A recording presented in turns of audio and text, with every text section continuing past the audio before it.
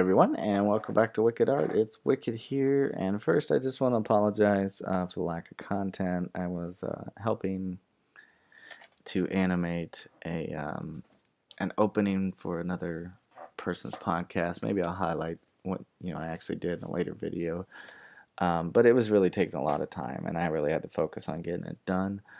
Um, so I apologize for that. But hey, we're back now, and we're gonna get started with kind of a lesson in skills of like why I became an artist and what kind of skills you can work on. And so like I became an artist, and while I'm talking here, what I want you to do is just go ahead and just kind of sketch yourself out a circle. But I became an artist when between watching the X-Men cartoon as a kid, again kind of dating myself a little bit, but also when my parents they bought me an X-Men comic, and I really loved the artwork in there. I think it was by Jim Lee at the time, who was an outstanding artist, and we were gonna draw a cube here too while we're doing that. And I was just really like, wow, man, I really want to be able to uh, draw like that. I want to be able to create my own characters, and then of course with the advent of Dragon Ball Z coming to America, that really further increased my love of art and just anime in general. Um, but I really just didn't have the skills of, I had to look at a an image in order for me to be able to draw those characters. I had to go on the internet, um, look up a picture of Goku, look up a picture of Wolverine and draw, and I'd be able to draw it good just from with all the practicing I've had from drawing what I saw in the comic books, things like that. Um, but I just found myself just not being able to um, draw without looking at something, which is using a reference is fine, like when you're trying to get the base set up for a pose for a character and stuff like that. But like I wanted to be able to just do it just straight out of my head, coming up with my own unique angles and skills and stuff. But eventually, when I started taking art in school and got a few books from my parents, who I'm trying to get my camera to focus here. They had bought me this book on drawing skills and fundamentals. So a lot of it went over the basic principles of art, right?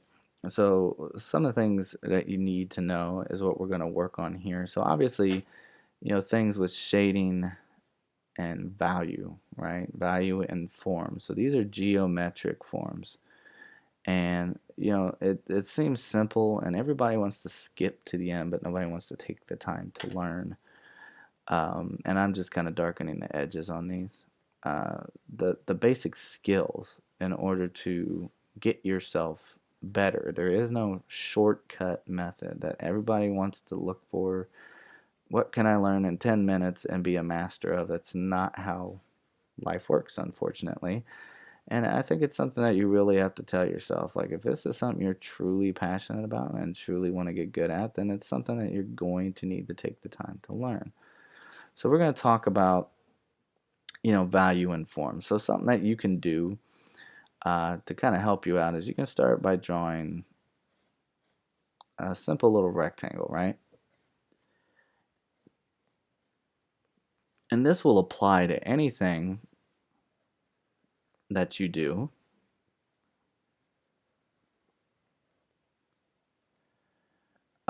Whether you're using color or you're doing just black and white shading. But you want to kind of build up a sense of value with your hues and things like that. So starting from the blackest black, like just coloring that in as solid as you can. Now you can do this method where you just kind of work your way out, but you have to kind of learn how to pick up your pencil as you go. So as I spread myself out, I'm going to start picking up my pencil and touching lighter as I go, right? So we're having a black go to kind of a dark gray, and then as I work my way out, I'm going to pick my pencil up even lighter and kind of edge my way out. So kind of understanding the importance of value from darkest to lightest. Now, on your paper while you're doing this, it'll probably be a little bit more detailed than what you're going to see on my camera, because it's got such a clear quality. It kind of misses the parts that I am filling in and leaving all these like kind of white space, and it's kind of hard to see the transition, but eventually you're just working your way out to a lighter gray as you go. And obviously the farther out that you get, the less and less pressure you're putting on your paper, until you get to a point where you are barely touching the paper and you're getting yourself closer to white. Okay, so just seeing that gradation of color and setting that up, and you can start using that as a reference point for when you go to shade, like what's the darkest part on the floor and things like that. So I would say step one to learn would be value and shading. So I'm kind of just doing my version of a principle of art kind of thing. So value and shading, and my handwriting is atrocious. I'm meant to just be drawing and not writing. So we can practice on different shapes, right? Pick a light source, right? So I'm gonna have my light come from this way and come in here, right? Now I know the way that my light hits, it's gonna cause a rounded effect on a rounded surface. So I'm gonna very lightly put in a line right into here. I also know that when that comes down, that's gonna cause that to reflect out onto the ground and stretch my shadow out. Okay. You also have things like your bounce light. So in the lights coming in, anything that's bouncing off the surface and hitting from the bottom down here. Okay. So the first thing we're going to start with is just your basic shading method. So this lowest point down here, where my ball is actually touching the ground here, or my sphere, whatever you want to call it, it's going to be that darkest point. It's that part that is physically touching the ground. It's going to have that darkest shadow on there. Okay. And then what you'll do is you kind of build yourself out. The same way we kind of did with the color value and that rectangle. So you want to slowly build yourself out from that point, blending that in. Okay. So as you work your way out,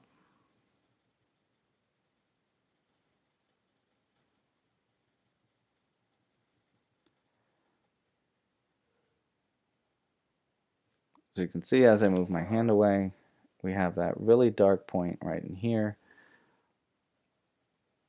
And it's just building itself out from there. As I get closer to the surface, I'm going to get lighter as I go. And remember, this is just a basic form of shading. I'm not going to go in here and go super duper detailed on these shapes. We're just learning a basic form of giving shape and form to our sphere. So as you can see, I'm crossing that threshold of that midline, right? Those are my midtones. So that means everywhere I go from this point is going to be super light and not as dark, and eventually fading to that white up there at the top.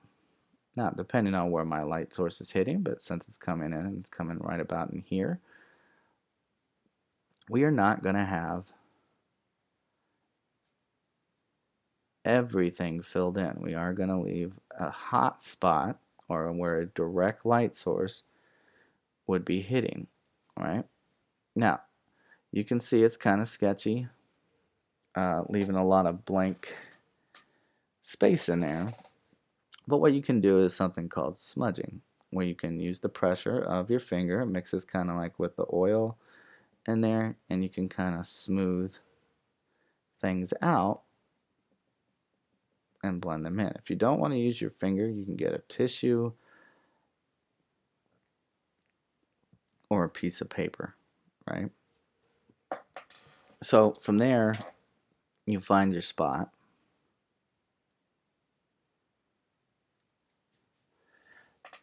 And kind of erase that out to get that highlight. But you also have the rim light from the bounce light down here at the bottom, right? So we have a little bit of reflection and light warming up this bottom area down here. And again, studying this is key to your advancement. Look at objects, look at things that have, good, like you can look up black and white photos of objects and build up from there, okay? So again, this is just a basic shade, and you want to do the same thing out here with your shadow, is you're going to work yourself out on your ground shadow out here from the bottom, and then eventually it leads to a point where it's going to be super faded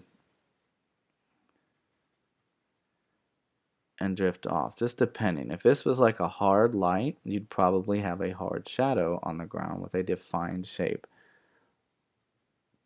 But if it's just a natural light, it does have more of a fuzzy shading on the edge of it, right? And that gives us a sense of having our shadow there. So again, closer to the sphere of the ball here, we're going to have a little bit of a darker form, okay? So I started working on stuff like that. But again, my passion was for comic books. And so I wanted to learn the methods. Well, if you look at the older type of, shading methods, and what we'll do is we'll come in this way on this one. So it brings us to our next method of shading, which is like a hatching, right?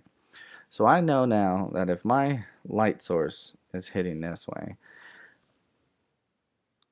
on a flat surface, right, we're going to see all of that is not going to have much to any shadow, but then we're going to have kind of a drop off on things here, okay? So the important part was I noticed in comic books that they had something a little different. They would use lines. So I just pick up my pencil and they would do something that is called hatching. And where the shadows would start to break, you would start getting these hatch lines would be visible. If you ever notice when you look at the arms and things like that, you can see these things on the curves of the muscles. And they're not over heavily done, but I wanted to kind of learn how the hatching worked.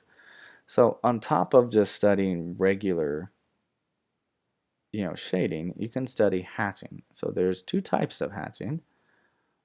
You have this regular hatch, right? So same thing with my light source hitting down here. We are going to have a little bit of a shadow start to come down here towards the bottom. Again, just depending on where this, because this light could be coming from this side over here, hitting the corner. So we're not getting too much in the way of light on this side, right? So we have regular hatching, which leads us to the second form, which is cross hatching. Now, cross hatching is good for when you want to darken certain areas, right? So I want to come in here and go the opposite direction, okay? So since this side is getting little to no light whatsoever, it's going to be a lot darker. So I'm going to put my cross-hatched lines closer together, and you can see how that is darkening the back side of that, right? So the closer your lines are together, the darker your shading with the hatch is going to be.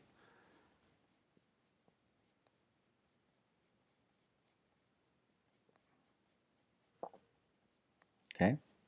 Now, your pencil pressure and things like that can also determine the darkness that is coming in there. But for this side, closer to the edge line, I'll stay close together. But the more I work towards the light, and see how that's starting out dark, right? But as I work towards the light, I'm going to space out my actual hatch lines. They're not going to be as close together. So the closer I am, the darker the lights are. And then the more I space it out, the lighter it is. Now, it's kind of a crude form of shading. It's not the best in the world as far as giving you a solid, realistic look, but if you're going for more of a stylized look, then that's the way to go. Well, I mean, it doesn't have to be the only way to go, but it is a choice that you can do on there, okay? Same thing, my shadow is going to go in the same shape as the light. Now, the side that is getting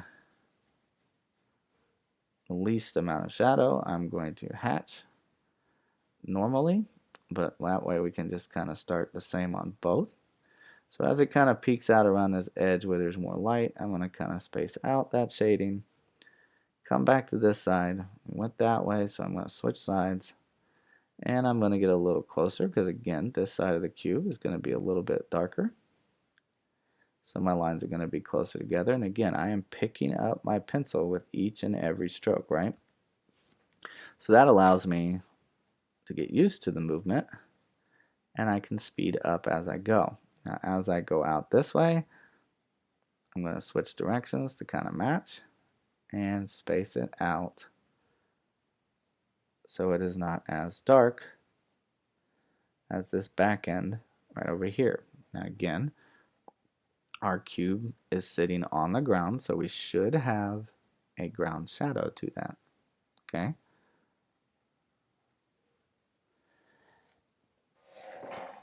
So that's how hatching works, okay? So we have regular value shading with some smudging involved. We have cross hatching. And then we're going to get into another one. And I know I have an older video that covers all this, but I'm kind of just going through the steps of, you know, how I became an artist and the skills that I think that you need to work on. So we're kind of picking and choosing some stuff from some older videos. So let's do this again. We're going to get into the third form of shadow. I'm just going to kind of shading. I'm just going to kind of draw a line. This one takes time, okay? But you have something that is called stippling. And again, this light is going to be hitting this corner here. So I'm going to have little to no shadow on this specific side because, again, it is a flat surface going around the corner. Now, I am just putting in dots, okay? Works just like hatching. It's more time consuming, but it does give a unique shading style. And I am just going to go in here, but just like hatching, the closer my lines are together, the darker the shadow is going to be.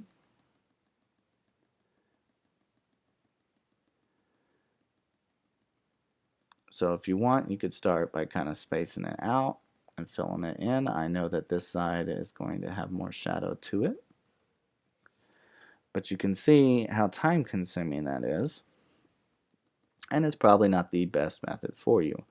Now, does that mean you can't do anything? No, if you're here because you just want to learn art, there are many different art styles. I challenge you to go out there, look up stipple art, and you will see people's amazing, incredible work. Time consuming, but incredible and satisfying when they're done, of just people who have just dotted every single shading that is in that picture, right? So sorry my camera kind of faded out there. It's kind of trying to keep up with my dotting on there, but that's all I've been doing is just dotting the picture in. Okay, so again, the closer my dots are, the darker it's going to get. Now, I don't have time to sit here and perfect that issue, but This is a flat surface, and we know there's not going to be too much stipple, but you can give it a slight edge shadow with some dot work there, right? Again, if my light's hitting that corner, that means that off this edge is where my shadow is going to fall from, right? And then obviously in turn, I would come in there and start darting in those shadows. Again, this is a patient man's or woman's, you know, game of shading. It's just not easy. It's time consuming. And it could be kind of a pain in the rear, right? So I would say once you have these skills down, again, so we're going for, skill number 1 is value and shading. I would say that's the first skill to work on there, right? Once you really get that down, understand lighting, it'll really help because it'll also help you understand form and shape on top of that, right? So the next skill I would say that was something that I focused on in the next part were things like perspective, right? How can I show the look of where something goes? So a good exercise that you can do, and this is like a 2-in-1 kind of conversation uh, of you drawing. It's not something that in itself is perspective only. It is also a way for you to learn size and proportion and scale, right? These are all other things that are important, right? So you may be asking like, well, what is size and proportion? What is scale? So this right here, right? And I'm just going to draw a little makeshift baseball, right? This is a baseball.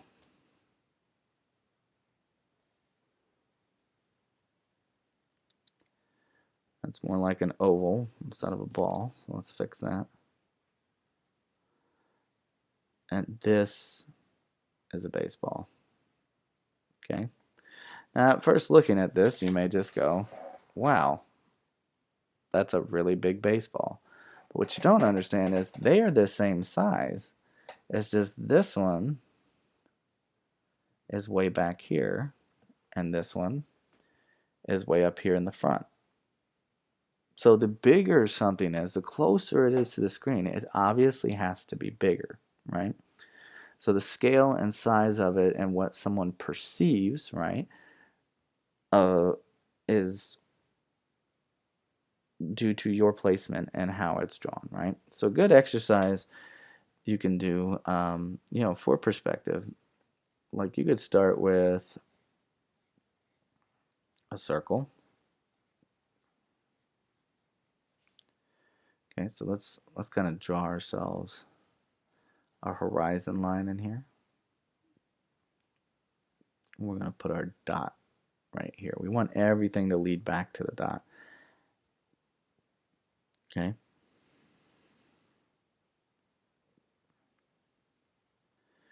So as I go back, each ball will get smaller and smaller as it goes back, right? And these are all lined up on top of each other. The further back I go, the tinier it gets, right? So you can practice that with circles, right? You can have cubes, right? So I could come in here. Let's do this smartly. Let's come over here.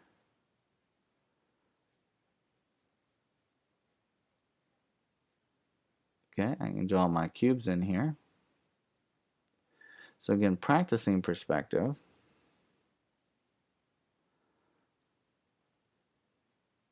allows it again to just become second nature to you, right? So as you start to go back, the smaller your squares get. And this is kind of a quick down and dirty way to just warm up and practice perspective, trying to keep everything in a straight line.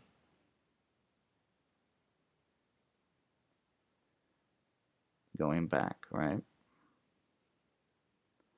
So you can do that with as many different kinds of shapes that you want, but they all kind of fade back to a point. All right. So again, this will be proportion, scale,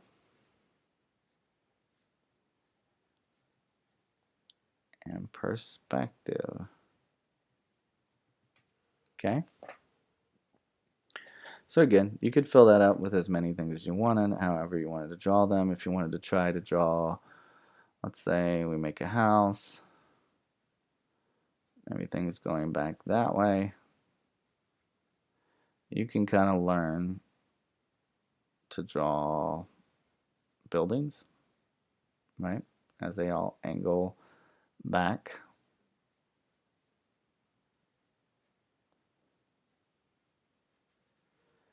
Right, you can learn to kind of just draw these shapes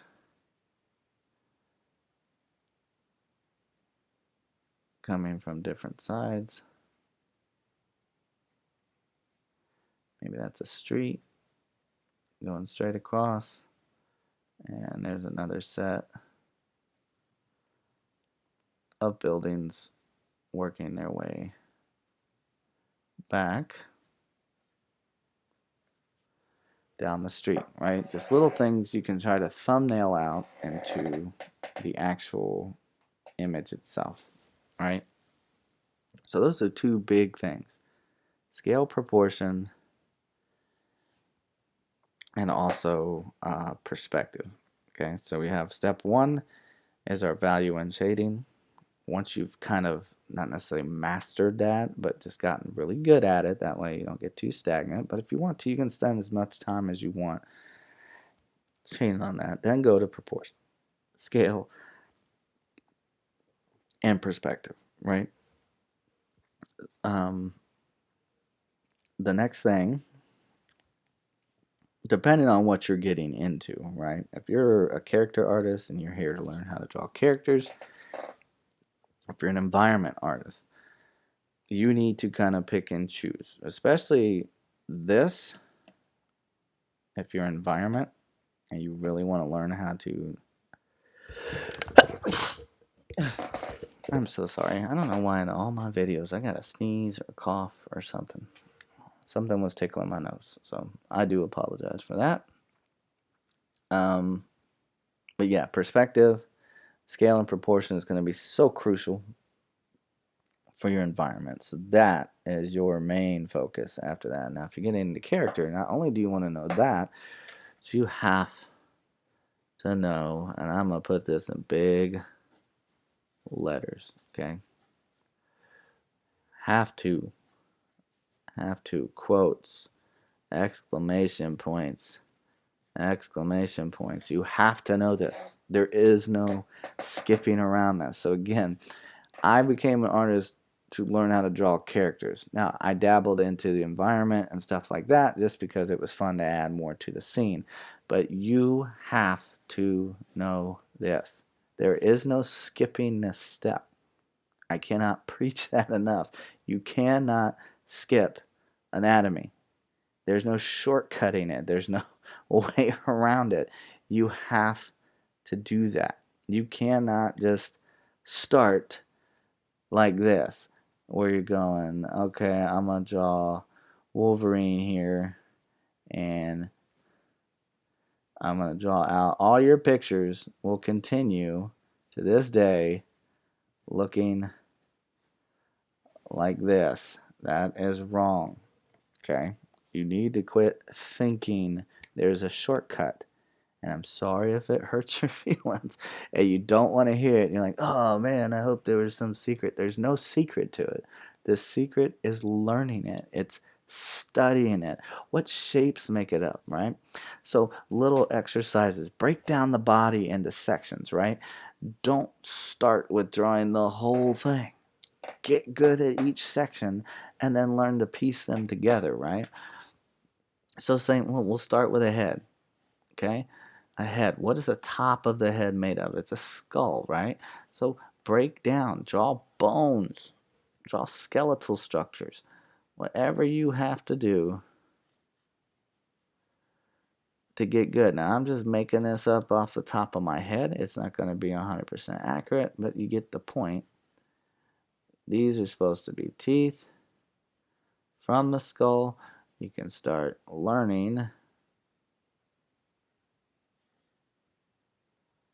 how to draw these different aspects, right? So you can start with bones, then body, okay? So little things like looking at the hands, right? We know our hand is shaped a certain way. But once you learn and look and study ways to break down the actual shapes, right? What part of my thumb is the meaty part? What shape makes that up, right? What's the next section of my fingers? I mean, you have it for you already done in nature. There's lines that divide and break this stuff up, right? It might be a little too big on the thumb, but again, you get the point, okay? What builds that up? What's the next part? We have that connection here, that curve in that connects to the finger and comes up and breaks into sections again. These are the steps that nobody likes to take because nobody wants to learn the methodical methods that go in to drawing anatomy. You have to learn to break things down. Once you get used to it, right? Once you know where everything's at, then you can go in and just start drawing with lines.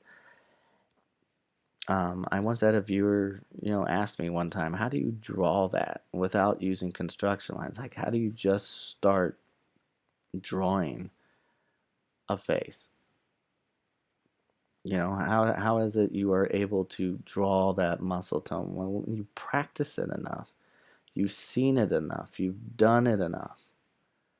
You can then at that point start breaking things down, right? Then I can go to a point where I can just see what it is that I want to do, right? So since I like Spider-Man, I can draw these fingers out and just know where they're going to go, what they're going to look like, what shapes are going to pass in front of other shapes, how that's going to look, right? Finger comes out, comes back into the thumb, it curves out and gets me to my hand shape, right? Gets me to a point where I have my knuckles at, where they come in. I can make my hands do whatever they want, okay? But you cannot skip over anatomy. It is so very important. I will say it till I'm blue in the face. If you want to get better at this, if you want to actually improve as an artist, you have to be able to break down the shapes and the skills to help you draw things like a foot, a hand, once you understand the structure of a skull, you can come in and start drawing the shape of a face, right? And learn to build it up from there, okay? So as I progressed, I went again from shading to perspective, scale and proportion, and then moved on to anatomy from there, okay? So if you would like me to do more detailed videos and just kind of move in steps with this, just let me know, all right? So this is why I became an artist, how, the steps and the skills that you have to learn. I hope you learned something. I hope you enjoyed it, and I hope you take it seriously and practice. And hey, leave a comment on something else that you want to see. I'm more than happy to go into more detail on things, but you gotta let me know, okay? First time here, subscribe, leave a like, share with people. Let me know within the comments, and I can build more and more videos for you, okay? Other than that, have a wonderful, wonderful day. Good start to your 2023. I hope everything's going well. Till next time, keep sketching. And until next time, I'll see you in the next video. Bye.